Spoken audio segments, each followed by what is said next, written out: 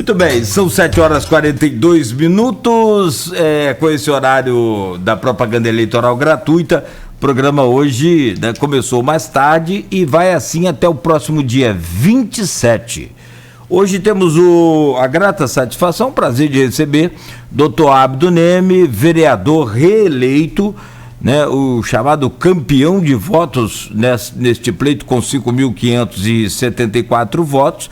É o quinto mandato seguido, né, do Dr. Abdo. Dr. Abdo, muito bom dia, é um prazer recebê-lo aqui e, né, parabéns aí pela expressiva votação e pela vitória, sobretudo, né, e obrigado aí pela presença aqui no Folha no Ar, primeira edição, seja bem-vindo. Obrigado, Cláudio, obrigado, Arnaldo, obrigado à casa que sempre nos convida para estar no seu matutino aí, que é campeão de audiência. Eu quero dizer para você que foi uma luta muito grande, né? Inicialmente eu tinha uma projeção de X votos, depois o negócio foi caindo e eu fiquei muito preocupado, mas graças a Deus nós chegamos a uma vitória expressiva diante dos outros vereadores, né? Pelo número de votos que foram conseguidos por eles, e estamos aqui agora para fazer aquilo que eu acho importante para a nossa sociedade. Fazer com que a Câmara seja independente, porque se a Câmara estiver debaixo do pé de prefeito, de sei lá quem que for, eu prefiro ficar na oposição sozinho. Eu acho até porque, Claudinho, eu tinha até outra postura lá atrás, no início da minha vida política. Mas hoje, depois de tanto tempo nessa vida política, eu aprendi o seguinte, que não tem outra forma de a gente fazer uma política coerente com os nossos eleitores, coerente até com o Poder Executivo, se não tiver uma independência. Então, estamos aí para essa luta. E vamos ver o que há de vir. Doutor Abdo, vamos começar então a pontuar essa questão da preocupação com os votos, né? No curso da apuração, a marcha da apuração bem conturbada com aquele problema que tivemos no TSE. Nós, da Folha da Manhã, por exemplo, saí da redação 15 para as 5 da manhã, fora que a gente conseguiu fechar. Saímos com o jornal rodando junto, quando o jornal já saiu para distribuir, a gente saindo da redação. Imagino que o senhor, o seu grupo político também teve que ficar até bem mais tarde aí acompanhando esses votos. Mas como o senhor classifica, antes da gente entrar especificamente na votação do senhor, como o senhor classifica esse baixo índice de reeleição que tivemos na Câmara, esse 80% de renovação, apesar de algumas figuras já serem conhecidas do meio político, mas renova de uma legislatura para outra uma taxa muito alta, e a dificuldade de reeleição que a atual legislatura teve. Como o senhor avalia esse cenário? Eu avalio que a Câmara profissionalizou-se. Tem vereadores que ganharam, que são profissionais, né? Usaram de uma forma importante os instrumentos democráticos ou não para chegar aonde eles chegaram, e conversando com alguns eu entendi isso, sabe? E também a política vive um momento muito ruim, muito difícil. Vocês veem o seguinte, que eu, quando falava com o nosso grupo político, de uma avaliação mais abrangente, eu falava o seguinte: olha, você vai pedir um voto para um eleitor, ele vai falar exatamente isto para você. Por que eu vou votar num vereador se a minha vida está ruim, se eu estou desempregado, se eu não tenho remédio, se eu não tenho plano de saúde a um preço acessível para a minha família, enfim, se eu não tenho segurança, por que eu vou votar em um vereador? Aí eu cheguei para a minha equipe e falei o seguinte: olha, aí que está a diferença. Nós temos aqui a nossa história, 35 anos de história, né? O que nós fizemos, e você vai falar para o eleitor o seguinte: olha, eu penso igual a você. Primeiro, você não pode discordar do eleitor, porque ele está coberto de razão.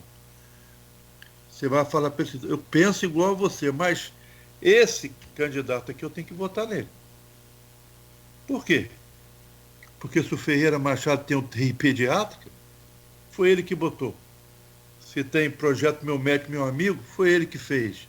Se tem câmara mortuário, foi ele que fez. Sala de mal súbito, foi ele que fez. Se tem a UTI da Santa Casa reformado, foi ele que conseguiu. Se tem hemodinâmica, foi ele que conseguiu. Se tem UPA, vocês sabem muito bem como é que foi a UPA. Quem participou efetivamente da instalação fui eu. Então, você vai contar para ele essa história. Se tem café da manhã nas escolas, é lei dele. Se tem piso tátil para os deficientes visuais, é lei dele. Né? Secretaria do Idoso, Centro de Referência e Tratamento da Obesidade Mórbida, enfim, entre outras e outras leis, né? Aqui não cabe a gente ficar falando sobre um rosário de leis.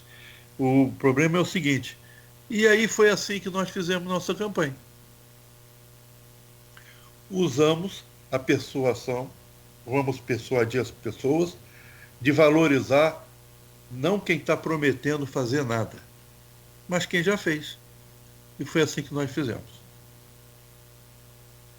E aí a Câmara nossa hoje é uma Câmara diferente, é uma Câmara que os senhores vão poder conviver e assistir no dia a dia, vocês que fazem a parte da política. Agora, com certeza, a gente espera que seja lá quem for o vencedor desse pleito para prefeito, que essas coisas sejam definidas para a população de uma forma bem coerente. Não pode haver ninguém dono de ninguém. Nós temos que administrar a cidade em prol da população. É assim que eu penso. Doutor Abdo, eu vou trazer aqui uma pergunta do grupo, a pergunta do José Renato Duarte. José Renato foi secretário do governo Sérgio Mendes, secretário em São João da Barra, é servidor público de carreira, e ele coloca aqui para o senhor, deixa eu achar aqui a pergunta, se que era dele que estava aqui já. Vereador, apesar de ter sido o penúltimo secretário municipal de saúde, o senhor conseguiu, como um camaleão, se desvencilhar do grande desgaste do governo Rafael Diniz, sendo o vereador mais votado. Neste perfil, o senhor vai apoiar o Caio Viana como foi ventilado por pessoas próximas ou vai ficar fora, em cima do muro? Primeira questão, como se desvencilhar dessa imagem, já que na segunda, do Fred participou aqui e até colocou que ele, por uma questão de ser do mesmo partido e continuar ali aliado ao prefeito, pode ter sofrido um certo desgaste com isso e teve dificuldade para a reeleição. Então, a primeira pergunta dele é com relação a como o senhor conseguiu se desvencilhar disso para ser o mais votado, e a segunda é com relação ao apoio no segundo turno, se realmente seria do Caio Viana, como tem sido ventilado. Zé Renato, muito obrigado pela sua pergunta. Primeiro eu quero deixar claro para a nossa população que em momento algum eu pedi a prefeito, ou seja lá quem for, para eu ser secretário de saúde. O prefeito esteve comigo na presença de várias pessoas, pedindo para eu aceitar, porque estava com um problema na Secretaria de Saúde. E eu recusei, porque minha esposa não queria, não havia motivo para isso. Quando foi na outra semana, no final da semana, ele me procurou outra vez, falou que eu precisava aceitar para ajudá-lo, porque a situação na secretaria estava ruim, né? E eu aceitei. Aceitei sem nenhum tipo de condição. Não houve condicionamento, né? Eu senti que o problema era sério, era muito sério, mas eu fiz o melhor de mim. E a população enxergou isso. Eu dei o melhor de mim. Quando faltava médico porque não pagavam, que não é doutor Abdo, eu dava plantão para um doente não ficar sem atendimento. Quando faltavam exames, eu trabalhava para resolver o problema dos exames até com meus recursos próprios. No Natal, eu estava de plantão. Ano Novo, estava de plantão. Carnaval, lá em Farol, eu estava de plantão. Existia um momento, um problema institucional, com CREMERGE, né? E, acima de tudo, político. Botaram um ponto eletrônico no momento mais difícil da saúde de Campos, prejudicando médicos que já tinham uma história de atendimento de 20 anos, 10 anos, querendo que mudasse o seu relatório de horário em uma semana. Então, são coisas inconcebíveis. Há uma necessidade de reajuste, havia uma necessidade de compromisso de ambas partes, do governo e das instituições, né? E, na verdade, elas não se conversavam, não se comunicavam. Fiz o melhor do que eu pude fazer. Só a Brasília eu fui 4 vezes. Se hoje tem um telhado construindo no Ferreira Machado, eu fui lá pagar aquela verba que estava lá, de Paulo Feijó, parada tem mais de 6 anos. Estão fazendo lá. Se o CME, que é o Centro de Esterilização, o Centro Cirúrgico, está acabando a obra, eu consegui a verba. Eu fui ao governo do Estado 8 vezes. 8 vezes. Tentar liberar a verba do HGG. Liberada, assinada, um valor de 23 milhões de reais. O HGG, eu tive que pagar à empresa que estava lá, que no governo passado não pagou, e para que eu tivesse início à licitação, eu tive que pagar quase 200 mil reais. Então, são essas coisas que as pessoas não sabem o que estão acontecendo. Aquele hospital HGG ficou mais de 10 anos sem receber um parafuso. Sem receber um parafuso. Aí, vem o Conselho Regional de Medicina, que é a minha casa, né? E vem falando que, olha, tá entrando água, olha, tem não sei o quê. Aí eu falei assim, mas peraí. Aí eu peguei uma matéria de 7 anos atrás, é a mesma matéria. É a mesma matéria. Água, dengue, tudo, e o culpado é o governo agora. Então, eu entendo isso, é política, né? Mas a política com a saúde do povo é um negócio péssimo para uma sociedade séria. Bom, estive com o Edmar Santos, que foi o secretário do Estado, consegui liberação da verba, o prefeito assinou, e na hora da licitação deu deserto. Sabe por causa de quê? Que baixaram a normativa na prefeitura de que só poderiam fazer obras depois da pandemia.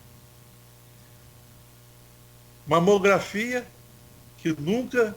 Eu tive uma reunião na secretaria com alguns hospitais que não ia fazer mamografia pelo valor estipulado, que realmente era um valor que não atendia as expectativas dos hospitais. E eu entrei naquela situação. Bom, se eu não faço nada, a população vai fazer mamografia aonde? Aí eu consegui uma empresa de São Paulo, nós fizemos uma quantidade imensa de mamografias na região norte do município e uma parte de Guarulhos, né? Então, são coisas que a população enxergou, viu. Programa marcação de consulta por telefone. Antes as consultas ficavam nos hospitais e aí a questão era muito mais difícil para a gente gerenciar. Então nós tiramos dos hospitais e nós começamos a marcar conforme o interesse público das unidades nossas próprias. Além disso tudo, A gente botamos raio laser para tratamento de cálculo renal no HGG. Olha, frequentemente eu chegava no HGG, eu estou vendo uma pessoa segurando um soro cheio de sangue. Não, o doutor me mandou embora porque tem que procurar não sei aonde. Meu Deus do céu. Aí nós botamos laser. Você vai lá, entrou, quebra a pedra na hora, no outro dia você vai embora. Aonde tem isso em um hospital público? Me diga onde é que tem de graça para o povo. Então, a gente trabalhou. São José, passei noites e dias ali até a abertura do São José. Tive que refazer várias estruturas lá que foram modificadas, inclusive com com questões estruturais no meio do prédio, com a rachadura no meio do prédio. E as pessoas ficavam falando comigo, vai inaugurar quando? E eu quieto, dentro de uma questão ética, não vou dizer que foi um problema estrutural, que foi uma situação que não era aquilo que estava previsto, né? Poxa, você ter enfermaria sem lugar para lavar a mão, não era isso, sem ter expurgo. Então, são essas coisas que a gente passou lá, mas quem reconhece você é o próprio funcionário que trabalha lá. Que ele viu o meu trabalho e por isso que eu fui o mais votado.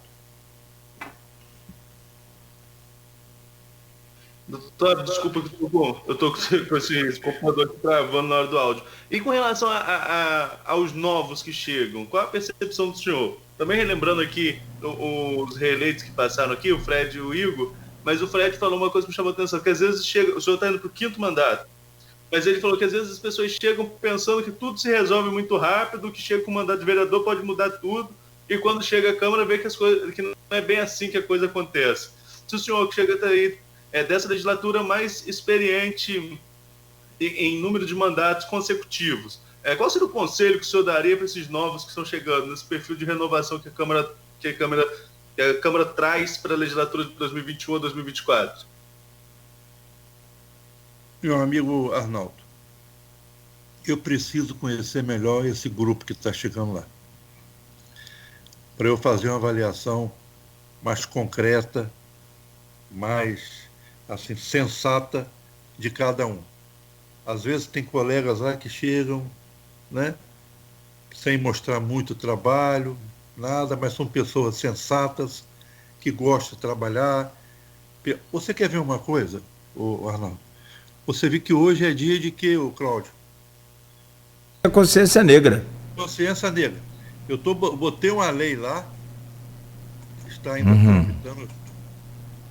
Eu vou proibir, se assim puder, juridicamente, que em escolas públicas tenham alguns termos. Por exemplo, a coisa está preta. O que quer dizer a coisa está preta? Sim. Olha, mercado é negro. No black, como é que uma criança que está sendo alfabetizada entra numa escola pública e ela é negra e vê que a coisa está preta? Então são coisas que nós temos que exterminar do vocabulário didático das nossas escolas. Não pode haver isso. Ah, fulano está com pé na cozinha. Nós não podemos permitir isso e fazer a opção de propagandazinha quanto racismo. O que é racismo? Nada. Racismo está dentro de cada um de nós, pô. Entendeu? Aí você fala, não, vou comprar o dólar no black. Black? Compra no branco. Está comprando no branco, pô. Então são essas coisas, sabe, o Arnaldo, que a gente, vou pedir até vocês, eu vou passar essa lei para vocês, para que vocês levantem essa possibilidade de juntos nós criarmos uma lei que possa realmente definir melhor o que quer dizer racismo. Tá? Então, eu vou fazer uma avaliação de cada colega, com convivência com cada colega, para a gente saber qual vai ser o perfil dessa Câmara. Eu ainda não o tenho. Nesse perfil aí, doutor Abdo, e avaliando ainda essa renovação, a gente tem abordado muito aqui, e a observação é pertinente, não só da nossa equipe, do Aloysio, do Arnaldo, a nossa aqui, mas também dos ouvintes, sobretudo dos eleitores. Faltou a mulher na Câmara. Como é que o senhor vê essa ausência da mulher nesse pleito? Bom, é lamentável que não tenhamos lá, por exemplo, o trabalho da Josiane Morumbi, muito efetiva, trabalhou muito, uma pessoa responsável, de Joilza, uma pessoa responsável, nós vamos perder essas pessoas, e Rosângela de Renê também, guardando as devidas proporções de cada uma. Então, a Câmara vai perder muito com a ausência dessas 3 parlamentares, né? Mas isso é inerente ao processo. Não tem jeito, né? Quem define o quadro da Câmara é a sociedade. Na verdade, a Câmara, né, ela é um sumário da sociedade. É uma síntese da sociedade. Cada um ali representa um pedacinho da sociedade. Se a sociedade não viu assim, é isso que ela está querendo da Câmara. Que aquelas pessoas que estão lá que representem ela. Doutor Abdo, e essa renovação de 80%? Aqui o senhor atribui, como o senhor mesmo falou, né, é um reflexo da sociedade. Parece que refletiu muito um clamor por renovação. Você acha que foi esse o recado das urnas para os vereadores, inclusive para os reeleitos, foram só 5, incluindo o senhor? Eu acho que pode até ter sido, o Arnaldo, mas existiu um movimento muito grande, né, para que isso ocorresse. Na cidade de Campos, não vote em quem está eleito, não vote não sei o quê. E isso aí repercutiu, é óbvio. As redes sociais hoje têm uma força muito grande, né, de definição de métodos. Eu acho que essa questão, na verdade, é importante e, ao mesmo tempo, perigosa. Porque se tem um grupo muito bem formado, muito bem orientado para o bem ou para o mal nas redes sociais, pode induzir as pessoas a votarem errado. Eu acho que, na verdade, houve um exagero. Não precisava de tudo isso. O senhor classificou como exagerado essa renovação, mas mesmo com esses quadros já conhecidos, se a gente for pegar a fundo, né, doutor, se a gente for esmiuçar esse panorama, a gente tem 5 reeleitos, 3 retornando, 6 que são filhos ou ligados a outro.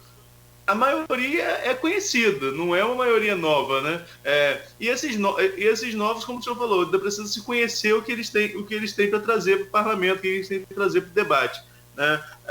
Mas como o Cláudio colocou a ausência de mulheres como um ponto importante, eu levantei a renovação como outro ponto importante. Mas e para o senhor, tem algum outro ponto decisivo na configuração dessa atual legislatura, ou melhor, da legislatura que foi eleita? Olha, eu não consigo enxergá-lo. Eu acho que é um momento realmente ruim, é um momento em que nós estávamos diante de uma grande pandemia, né? E as pessoas não tinham aquele apego de sair de casa para votar, para mudar a história da Câmara, não existia esse apego, né? Diferentemente de hoje para prefeito. Hoje a população quer votar para prefeito, quer sair de casa e mudar essa história, votar para prefeito. E nós esperamos que essa história não se repita, né? Deixar como estão as coisas aí e não irem votar porque alguém fica falando nas redes sociais que vai estar em lockdown, vai morrer todo mundo. Aí não dá. Aí que eu falo para você.